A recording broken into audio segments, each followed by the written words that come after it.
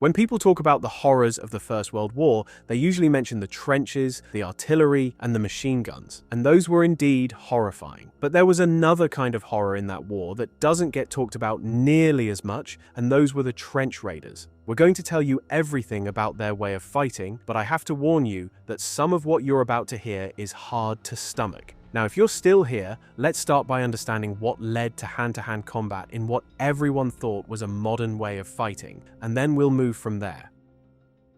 In the years leading up to 1914, European military leaders had an almost religious faith in the power of offensive action. France in particular, still acting smart despite its humiliating defeat to Prussia back in 1871, developed the most extreme version of this philosophy. French generals preached that an army's sheer will to conquer could overcome any disadvantage on the battlefield, and they genuinely believed it was the key to victory. And if you want to know just how seriously they took this idea, consider that a proposal to replace the bright red trousers of French soldiers with something less visible was actually rejected on the grounds that it would hurt this fighting spirit. Now, the bayonet stood right at the center of this whole philosophy. You see, before 1914, rifle and bayonet combinations were designed specifically to maximize reach, which was basically the ability to stab an enemy soldier before he could stab you. And this led to a sort of race where nations competed to create the longest possible rifle. The French Liebel model, 1886 rifle, had a bayonet blade measuring about 20 inches long, with an X-shaped cross-section designed to punch through thick clothing. When you combined that bayonet with the rifle itself, you ended up with a weapon about 6 feet long. The Germans respected its deadly effectiveness so much that they gave it a nickname, the French Needle. Well, Germany responded in kind with their own design. The bayonet for the Gewehr 98 rifle had a blade just under 20 inches long, which created a combined length of about 5 feet 9 inches. And this long bayonet was specifically designed to allow infantry soldiers to bring down cavalrymen from their horses, which tells you something about how military planners were still thinking in terms of the previous century's warfare. Training was based on thrust, parry, and lunge techniques, with targets identified as the throat, breast, and groin. French troops trained in formations they called elbow to elbow, specifically for maximum shock effect when they charged. By the way, there was one German bayonet that would become quite controversial once the war started: the sawback bayonet. This was issued to pioneer and engineering units, and it had 29 double teeth along its spine for purely practical purposes, like cutting brushwood, wire, and wood for gun positions. But when Allies discovered them on the battlefield, they turned what was basically a tool into a symbol of Germanic barbarism, claiming that the intentionally serrated edge caused far worse wounds than ordinary bayonets. The truth was that the sawback was actually counterproductive in combat and likely to get caught in clothing, but that mattered little for propaganda. German soldiers became so afraid of being captured with these bayonets that most were eventually recalled and had their teeth ground off before being reissued. Going back to the story, the actual war began, and those generals were eager to prove just how right their tactics were. Well, spoiler alert, you already know how the fighting in the First World War would look after just the first couple months. The first of many catastrophes came in August 1914, when France launched the Great Offensive into German-held Alsace-Lorraine. French soldiers advanced in those bright red trousers and blue coats, with bands playing and flags flying, officers leading from the front with drawn swords in the manner of their Napoleonic ancestors. And they marched directly into the killing zone of modern industrial warfare. August 22nd became the deadliest single day in French military history. In just one 24-hour period, 27,000 French soldiers were killed. That was more than on any other single day in the entire history of French warfare. So much for the revolutionary, undefeatable tactic. Machine guns and artillery, coupled with barbed wire, mowed down infantry long before they could ever get close to bayonet range. Then the Germans suffered their own catastrophe when they tried the same thing on a massive scale. During the First Battle of the Marne, Crown Prince Wilhelm ordered 100,000 German soldiers to fix bayonets and charge the French lines in darkness. French 75mm guns opened fire into the packed grey ranks of German infantry. German units panicked in the darkness in utter confusion. 2 German units fired on each other at almost point-blank range, and the assault suffered about 15,000 casualties. And these were just some of the similar outcomes of battles early in the war. All those failed offensives and broken charges led to attempts by both sides to outflank each other. But there was a new factor in warfare that made this basically impossible. The first airplanes were now being used to provide aerial reconnaissance, which meant each side could actually see where the attack was coming from and prepare to meet it, with the firepower of new artillery and machine guns that were being used on such a scale for the first time. Infantry charging across open ground was mowed down over and over again, and the survivors had nothing else to do but dig in wherever they stopped in order to survive. Each flanking attempt was met and blocked, and as the fighting moved northward, temporary defensive positions became permanent. In attack after attack during what became known as the Race to the Sea, neither side could outflank the other, and soon both sides had settled into the trench warfare that would define the rest of the war. Opposing lines of trenches now snaked from the Belgian coast all the way to the Swiss border, creating 440 unbroken miles of fortification.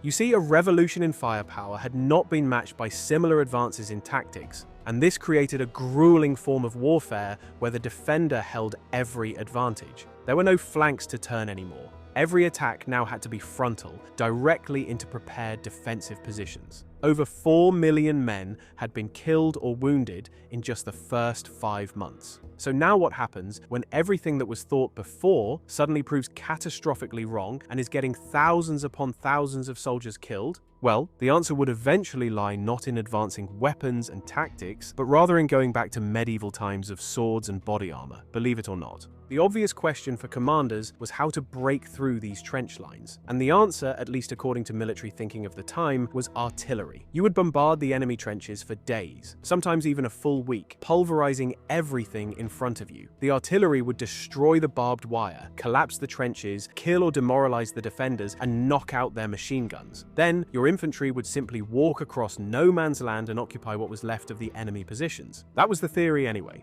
but it didn't work like that at all. The most notorious example came at the Somme, where the British fired over 1.5 million shells during a 7-day bombardment. Commanders were so confident that they ordered soldiers not to run, but to walk, just to maintain discipline, because the Germans would surely all be dead after such a bombardment anyway. Well, that optimism proved catastrophically misplaced, and the Somme is remembered, as you know, as the deadliest day in British military history. The Germans had built deep dugouts, some of them 40 feet underground, reinforced with concrete. The soldiers inside could simply wait out even the heaviest bombardment in relative safety and then scramble back to their firing positions and mow down soldiers walking across the open ground. And for some reason, this was so hard for the commanders to understand, and they would send wave after wave after wave of soldiers going over the top and dying without any real success. Even if they managed to capture some section of enemy trenches, there were always 2 or 3 more lines behind it, and the attacking force would be so badly beaten up while taking the first line that they would inevitably lose it in the enemy counterattack. Everything would be right back where it started after a day or two, with nothing accomplished except thousands of men dying.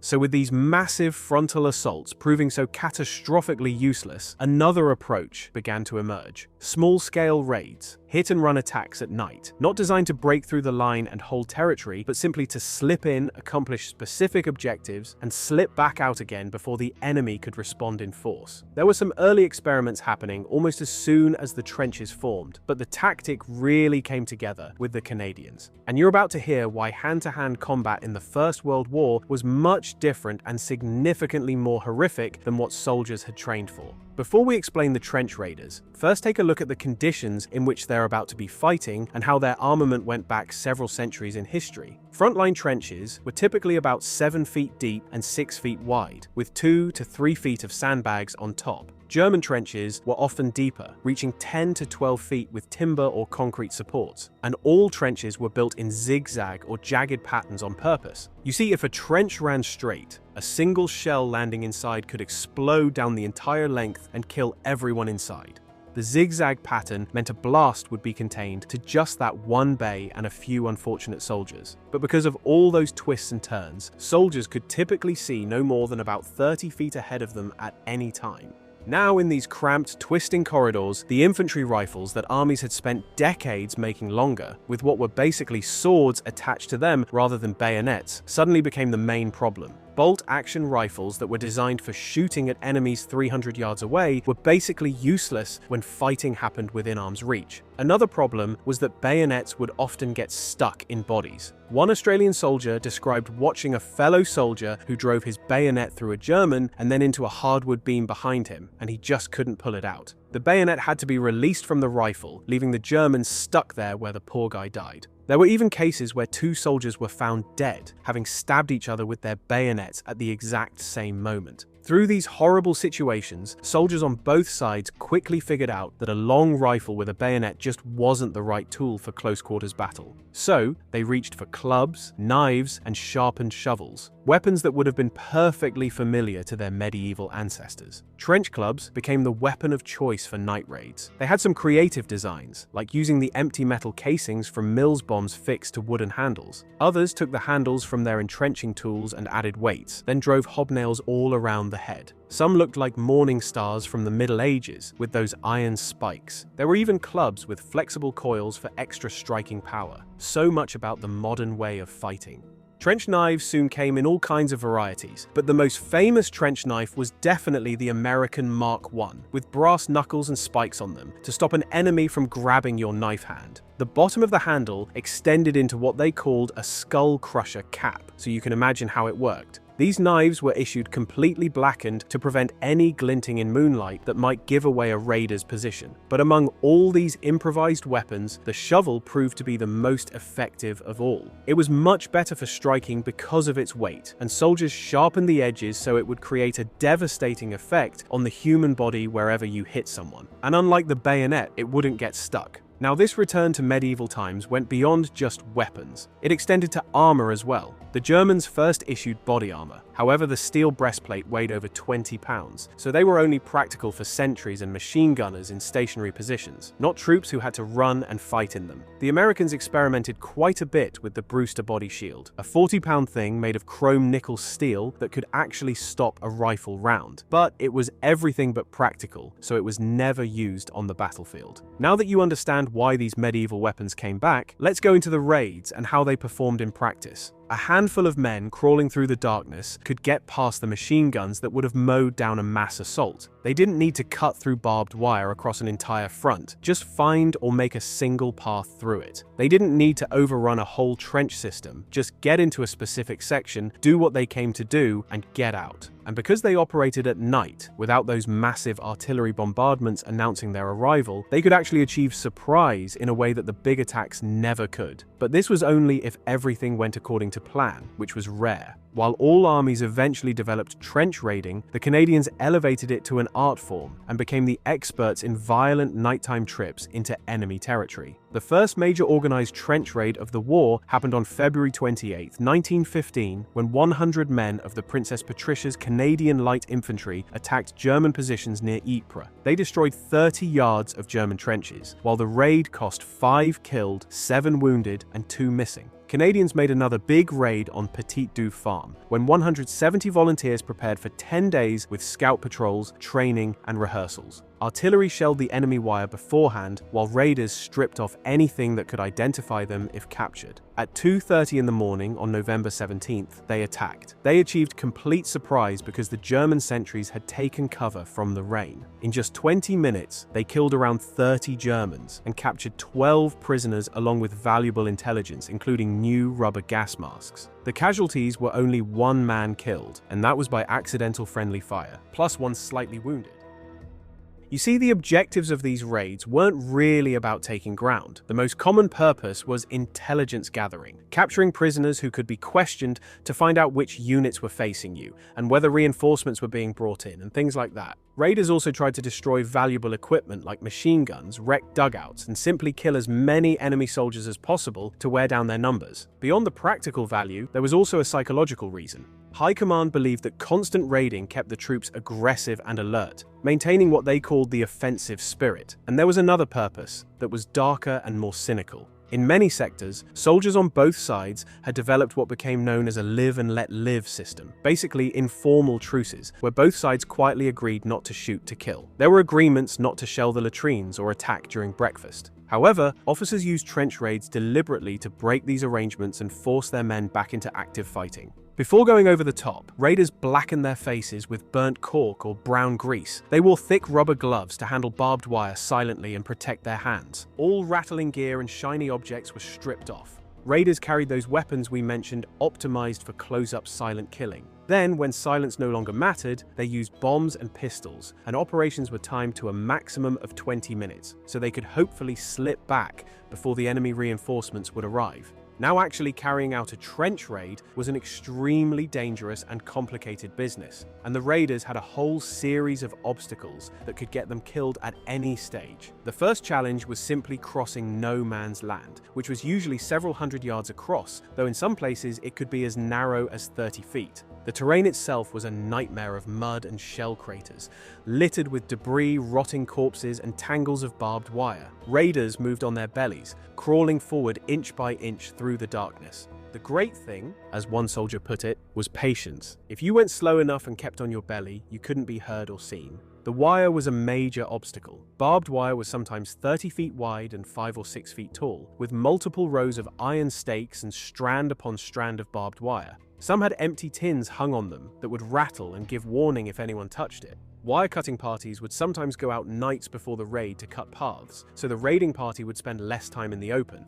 At any moment during the crossing, raiders faced the terrifying possibility of illumination. Both sides used star shells, which were artillery rounds that burst at a certain height and lit up a magnesium flare hanging from a small parachute. When one went up, it blazed brightly for a minute or more, lighting up no man's land like midday sun. The Germans also used pistol flares that gave light for 10 or 15 seconds. The instant raiders saw a flare going up, they would freeze, not daring to move until the light died. Any movement caught in the glare would bring down machine gun fire immediately. One veteran explained that you had to keep your head down and your eyes closed because if you watched the light, your eyes would reflect it, and the enemy sentries looking into the darkness would spot you more easily. Then the next thing to take care of were the sentries. Both sides kept listening posts out in no man's land, in front of the main trench line, specifically to detect enemy parties. If they spotted anything suspicious, they would immediately raise the alarm, and the whole front would start firing into no man's land. So, raiders had to find these listening posts and either avoid or silence them. Standard practice was to creep slowly up on the sentries and then kill them as quietly as possible in the silence of the night.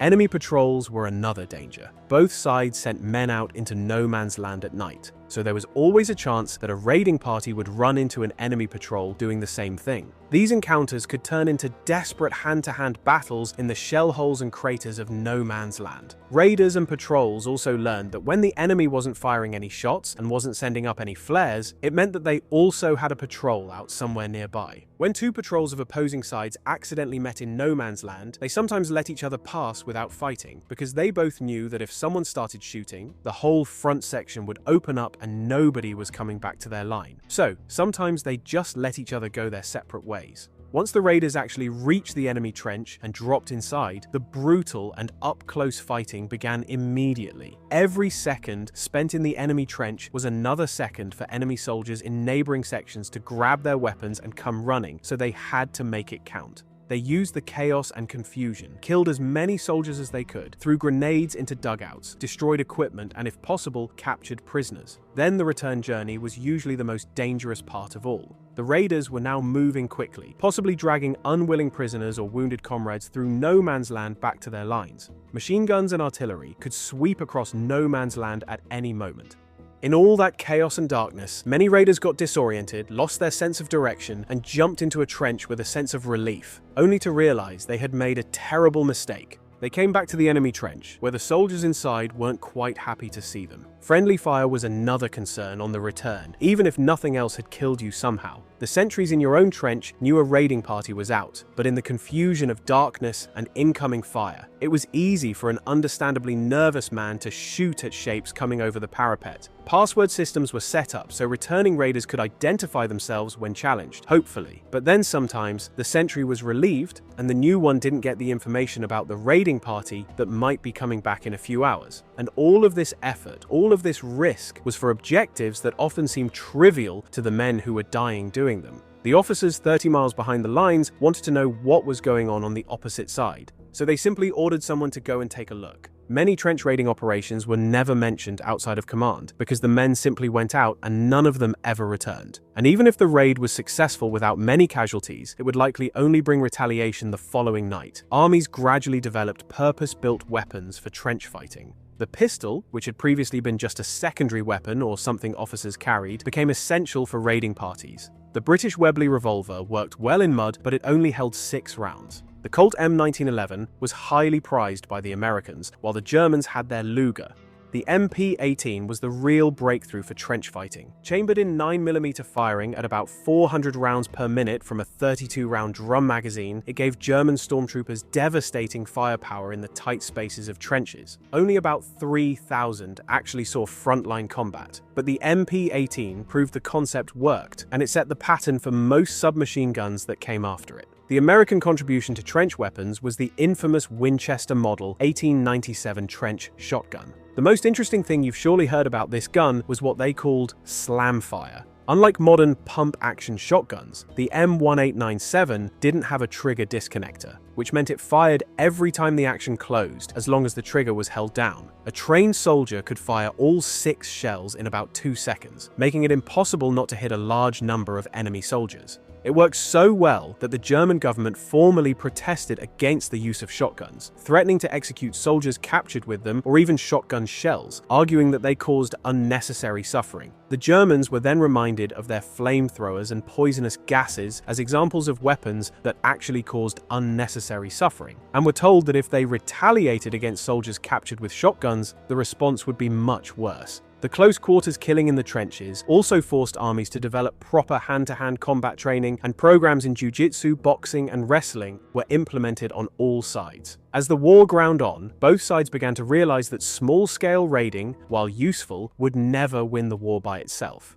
What was needed was a way to apply those same principles of speed, surprise, and close-quarters violence on a much larger scale. And that is exactly what the Germans set out to create. They created the first official stormtrooper unit with an idea that would change trench warfare and show the first reliable way to break the deadlock. Instead of attacking the whole width of the front, like every failed offensive before, stormtroopers would attack key points only. They would completely bypass strong points, leaving those for the follow-up waves to deal with and seep into the enemy's rear to overrun artillery batteries and command posts. The idea was to cut frontline troops off from their headquarters and supply depots, and the whole system would collapse from within.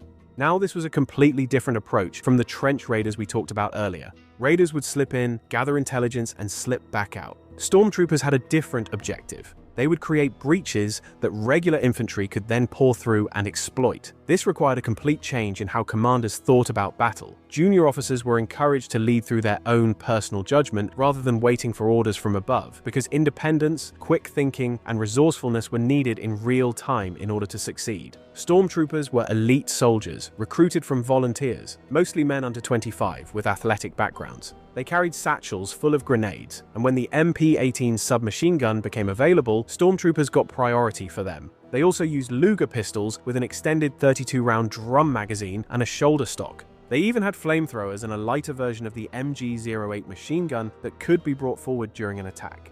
And of course, trench clubs, knives, maces, and other tools for the inevitable hand-to-hand fighting in the end. Italy developed its own elite assault forces around the same time called the Arditi, which means the daring ones. But unlike the Germans, who spread assault tactics throughout the whole army, the Italians kept their elite units separate. Some Arditi units became infamous for choosing to fight with nothing but grenades and their signature daggers. They did achieve real successes, and they terrified enemy troops who faced them, but at tremendous cost. They had an extremely high casualty rate, unsurprisingly, and many raids ended simply with nobody from the party ever returning. They were strictly volunteers, chosen from the bravest and fittest soldiers available. But it was the German stormtroopers who proved just how devastating these new tactics could be when applied on a large scale. At the Battle of Caporetto in October 1917, German stormtrooper units led an attack that captured 265,000 Italian prisoners and advanced over 60 miles toward Venice. Erwin Rommel, who would become one of the most famous German generals of the next war, was a 26-year-old stormtrooper commander at the time. With just 150 men, he captured 1,500 Italian prisoners in a single action by finding hidden paths through Italian positions and attacking from behind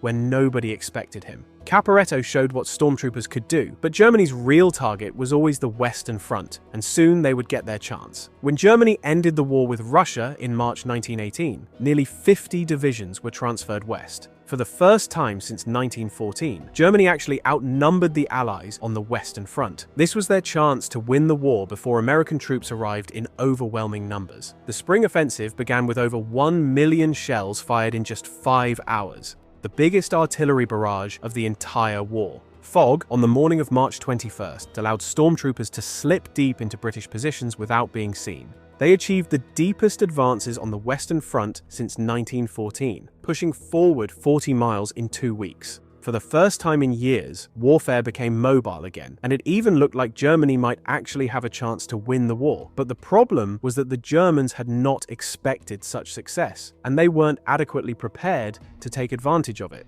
Stormtroopers quickly moved faster than their own artillery could follow, and supply lines collapsed over the cratered wasteland the artillery had created. The best men had been pulled out of regular units and concentrated into storm units, and these elite soldiers suffered disproportionately heavy casualties that simply couldn't be replaced. The offensive eventually stalled, and this failure was part of why Germany ultimately lost the war. What followed was an Allied counterattack with over 400 tanks and the biggest combined force attack until then. By autumn, over 100,000 German prisoners had been taken, and the armistice came on November 11, 1918.